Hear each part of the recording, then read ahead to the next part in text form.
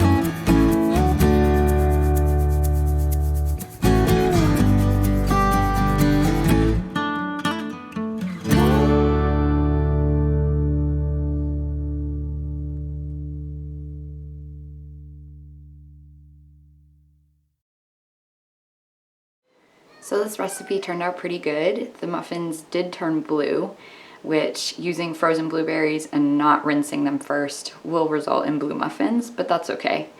If you'd like to see more recipes, then we'd love your suggestions down in the comments below. And if you would like and subscribe and hit the bell for notifications so you don't miss any of our recipes, we'd really appreciate it. If you like the muffin pan that we're using in this video, then there is a link in the description below. Thank you so much for watching our video, and we will see you in the next one.